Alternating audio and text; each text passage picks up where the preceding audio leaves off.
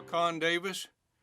I grew up in South Coffeyville, Oklahoma, far northeast Oklahoma. I served in the United States Air Force from 1967 to 71 during the Vietnam War. I was overseas 14 months, 1/3 of my time in the Philippines in direct support of South Vietnam. And I went on from the Philippines. We were in mobile communications, and I went on a 1-month exercise. It's called the Southeast Asia Treaty Organization. And then I was, for 2 months, I went on temporary duty from the Philippines. I went to Kunsan Air Base, Korea, South Korea. And so I was in quite a few areas, but a lot of our men in our group were going back and forth for 2 months at a time into South Vietnam. So instead of going to South Vietnam, like we would go 2 months at a time, temporary duty, and then come back to the Philippines, our home base. I went on the CETO exercise to Thailand, and at Utapao they had the B-52 bombers, and they were making bombing runs from Thailand into South Vietnam against the enemy. I got to see a lot of Asia that way, and I enjoyed the travel. And with the war going on, you know, people were working together. And Thailand was an ally. South Vietnam people were ally. We were fighting together. The Philippines, where we had a large air base, was an ally. And on the CETO exercise, there were Australians. They were very good allies. South Korea, very good. The Republic of Korea Army was very good. They helped us in South Vietnam. So I saw, I saw a lot of Asia.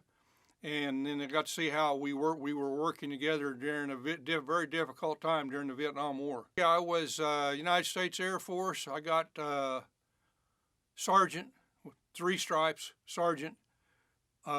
Before I got out, I was in 3.5 years, and I was in communications. Air Force communications at that time was electronic teletypewriters. We sent messages and telephone communication.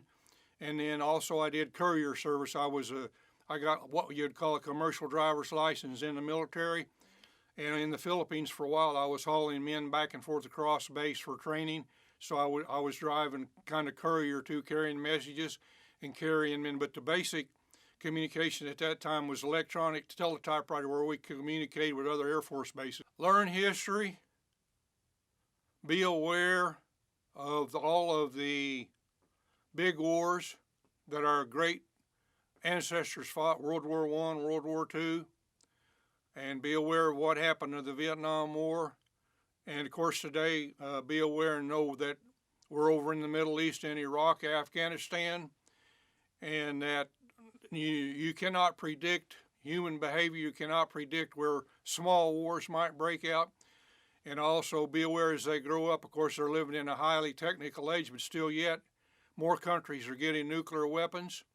And just be aware, freedom costs a lot of blood, a lot of sweat, a lot of tears, but to be an American and to be a Cherokee American is worth it.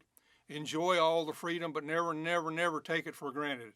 I have a wonderful, historical, Native American heritage that I can trace back to the East before the Trail of Tears, that I have a third great set of grandparents who were removed on the Trail of Tears, buried down here around Sallisaw. And my great-grandfather, Cherokee, fought with 2 Cherokee groups during the Civil War. It's a very famous Thomas Legion. And so I'm in really the 4th line that I know of, and they're probably more the 4th direct line of Cherokees who served in the military. My great-grandfather in the Thomas Legion with other Cherokees. My great uncle, who died at the age of 18 in World War I in boot camp. He was only 18 years old. He died in boot camp.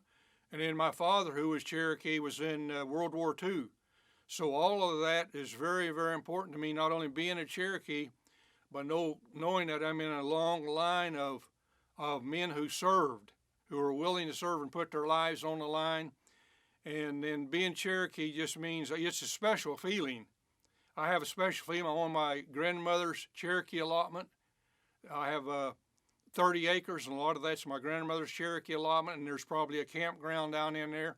So it's almost like magic when I go down into the woods where my ancestors were and where I am now, which I inherited in my older age. And just being Cherokee is a very special feeling that you belong to a great group of people that have suffered a lot on the Trail of Tears, but a great group of people who know how to survive. And that, that makes me very excited to be part of that Cherokee tradition.